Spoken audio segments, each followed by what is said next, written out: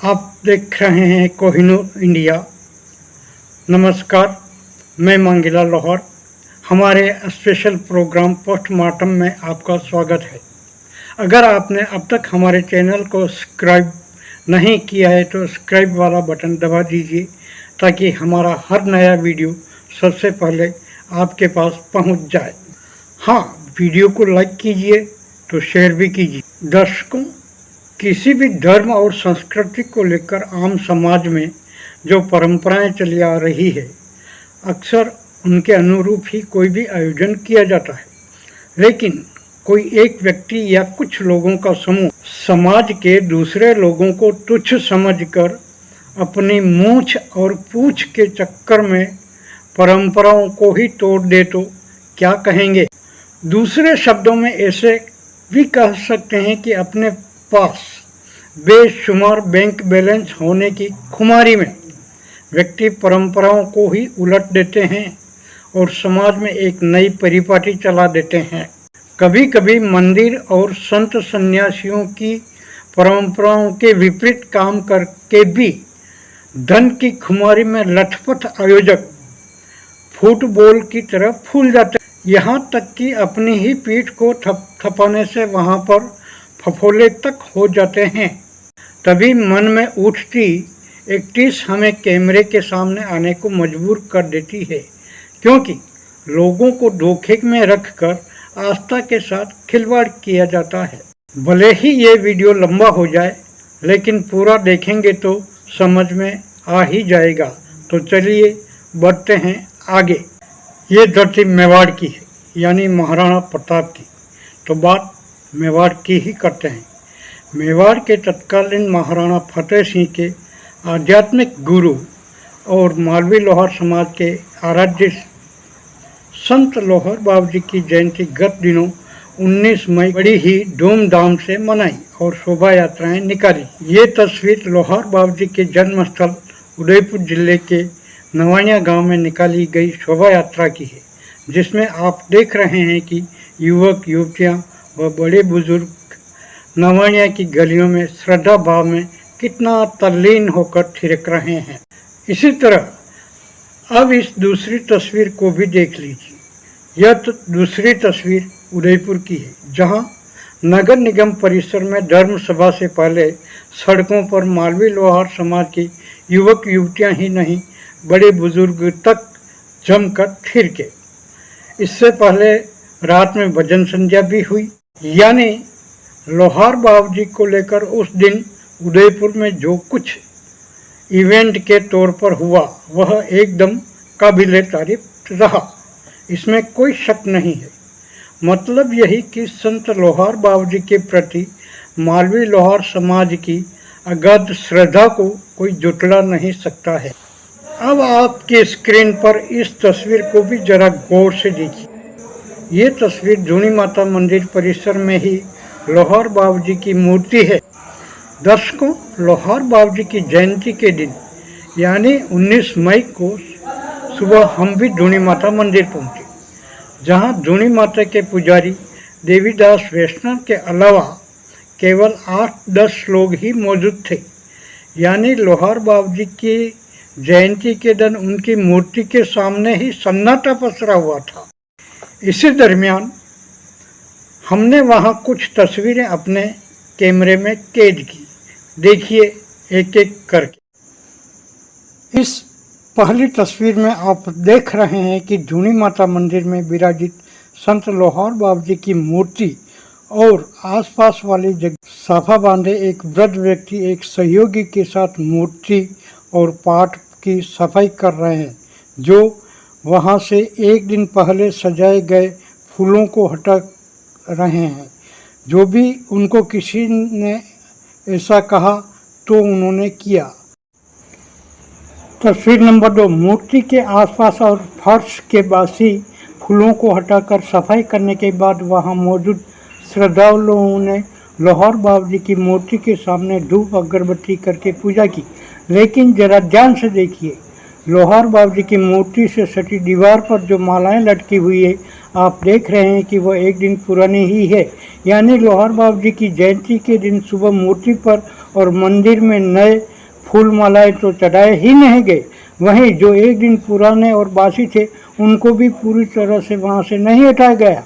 आपको बता दें कि उदयपुर में शोभा यात्रा के आयोजकों ने लोहार बाबू जी को एक दिन पहले निमंत्रण दिया था और ये फूल मालाएं उसी वक्त चढ़ाए गए थे। अब आते हैं तीसरी तस्वीर पर। जी हाँ, ये धूनी माता मंदिर के पुजारी देवीदास वैष्णव लोहार बाबू जी की मूर्ति के सामने आरती कर रहे हैं। इनके अनुसार इनको धूनी माता की पूजा करते 1 साल से कुछ ही समय ज़्यादा हुआ है और वे रोज़ाना सुबह शाम धूनी माता की पूजा और आरती के बाद लोहार बाबू जी की मूर्ति के सामने भी अगरबत्ती जला देते हैं, लेकिन रोज़ाना आरती नहीं करते। लोहार बाबू जी की जयंती के दिन पुजारी देवीदास वैष्णव ने वहां पहली बार आरती की। पुजारी देवीदास वैष्णव के अनुसार जिस जगह ध्वजादंड चढ़ा हुआ हो उसके नीचे तो रोज़ाना आरती होनी ही चाहिए। हमने पुजारी से बात की और उन्होंने जो बताया वह भी सुनिए उन्हीं की जुबानी।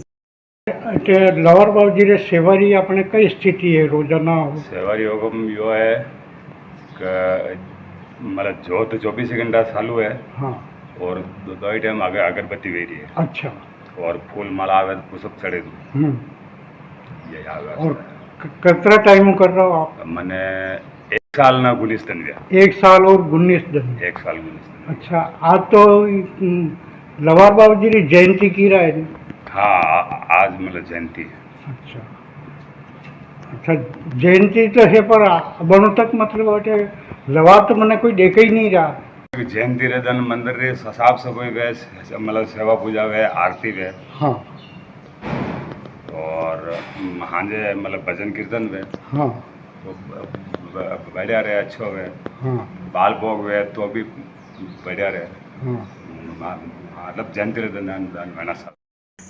अब इस तस्वीर को भी देख लीजिए। इस तस्वीर में लाल रंग की पगड़ी बांधकर जो नवयुवक थिरक रहे हैं ना, जो अक्सर भोपा जी के नाम से ही पहचाने जाते हैं। इनका लोहार बाबू जी के जीवन, तपस्या और महिमा के बारे में जानकारी को लेकर दूसरे लोग इनके सामने पानी भरते हैं।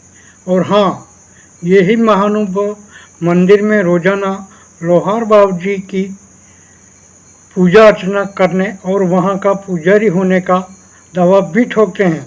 ऐसे में सवाल यह है कि आदरणीय भोपा जी, जब आप लोहार बाबू जी के पुजारी हो तो उनकी जयंती के दिन कहाँ थे, बताएं जरा। मूर्ति के पीछे वाली दीवार पर बासी मालाएं क्यों लटक रही थी? तो धूनी माता के पुजारी को आरती क्यों करनी पड़ गई? लेकिन आपको तो इनसे मतलब नहीं था। आपको तो बस श्रद्धा के नाम पर उदयपुर में सड़कों पर ठुमके लगाना था। सो उस दिन सुबह अपने घर पर दूल्हे की तरह नए कपड़े पहन रहे थे और लोहार बाबू जी की मूर्ति पर एक नया भगवा दुपट्टा, एक ताज़ा माला तो छोड़ो, एक फूल भी चढ़ाने की फुर्सत आपको नहीं मिली। वाह भोपा जी वाह। और हाँ, हद तो तब हो गई कि संत लोहार बाबू जी को संत के बजाय साक्षात भगवान मानने वाले श्रद्धालु भी सड़कों पर नाच लिए, लेकिन धूनी माता मंदिर नहीं आए। शायद हमारा इशारा आप समझ गए होंगे। जी हाँ, वही जो गत 26 अप्रैल को ही धूनी माता मंदिर में संत लोहार बाबू जी की छतरी पर ध्वजा बदलने और ध्वजा चढ़ाने को लेकर ही एक दूसरे की नाक काटने पर तुले हुए थे। वे ही लोग जयंती के दिन उनके मंदिर से 25 किलोमीटर दूर उदयपुर की सड़कों पर शक्ति प्रदर्शन कर रहे थे। लेकिन हाँ, कह सकते हैं भाई, हमने तो जयंती से एक दिन पहले 18 मई को ही लोहार बाबू जी को शोभा यात्रा में आने का निमंत्रण दे दिया था। यानी निमंत्रण लोहार बाबू जी को शोभा यात्रा में आने का, शोभा यात्रा आयोजकों की, और लोहार बाबू जी उनकी शोभा यात्रा में आए। मतलब बेटे या बेटी की शादी में बाप को न्योता। अब सोचो, जिन भगवान या संत से कुछ पाना है तो उनको हम अपने आयोजन में बुलावें या फिर उनके पास हम जावें? सवाल बड़ा पेचीदा है, लेकिन जवाब उतना ही आसान है। यानी गुरु पूर्णिमा के दिन होता है वही। अब करते हैं वापस बात परंपरा की। अब इस तस्वीर को देखिए। ये डबोक के निकट महाराज की खेड़ी गांव में कुछ छतरियों की तस्वीर है, जहां रावल परिवार के दिवंगत सदस्यों की छतरियों के बीच लोहार बाबूजी की छतरी भी है। यहीं पर लोहार बाबूजी को समाधि दी गई थी। आपको बता दें कि लोहार बाबूजी को देव रावल बाबूजी भी कहा जाता था। रावल यानी नाथ संप्रदाय के 18 संप्रदाय में से यह भी एक संप्रदाय है। नाथ संप्रदाय की कुल देवी हिंगलाज माता है। डबोक के पास जिसे आप धुनी माता कहते हैं, वह मूलतः हिंगलाज माता ही है। उसकी पूजा और साधना के कारण ही लोहार बाबूजी को देव रावल बाबूजी कहा जाने लगा। नाथ संप्रदाय में जन्मे किसी व्यक्ति की या फिर इस संप्रदाय में शामिल हुए किसी संत की छतरी या मंदिर पर ध्वजादंड नहीं चढ़ाया जाता। ये 100% सच है। लेकिन चलो ठीक है, धुनी माता मंदिर में लोहार बाबूजी की मूर्ति स्थापित कर दी। अब उनको भगवान मान ही लें। चलो साहब, मान लिया कि लोहार बाबूजी साक्षात भगवान हैं। अब जहाँ भगवान का मंदिर हो और उस पर ध्वजादंड चढ़ा हुआ हो, तो जाहिर है वहाँ रोज़ाना सुबह शाम सेवा पूजा और आरती भी होनी चाहिए। तो सेवा पूजा और आरती के लिए भगवान का श्रृंगार भी होना चाहिए।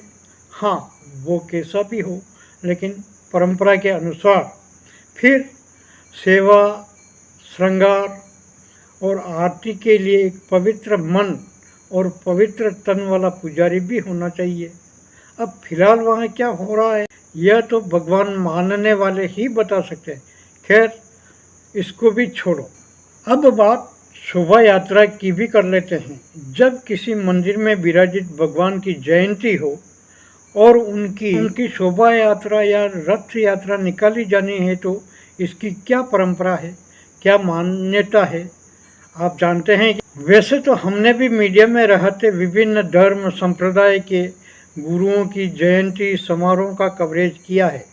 हमने देखा है कि जिस भगवान की प्रतिमा मंदिर में विराजित है, शोभा यात्रा से पहले भगवान के विग्रह को विधि विधान और जयकारों के साथ रथ या पालकी में विराजित किया जाता है।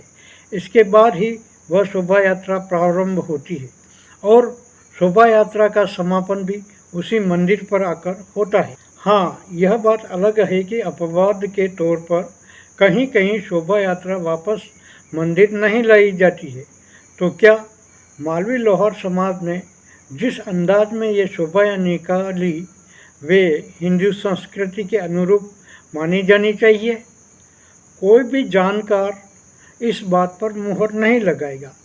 खैर, हम तो यही कह सकते हैं कि अगर किसी समाज को अपने निज मंदिर में विराजित भगवान की जयंती के दिन शोभा यात्रा निकालनी है, तो वह लोहार समाज से राय ले ले। यानी संत महात्मा या फिर भगवान की जयंती के दिन सड़कों पर खूब नाचो, खूब जयकारे लगाओ, दूसरों को माला पहनाओ और खुद भी पहनो।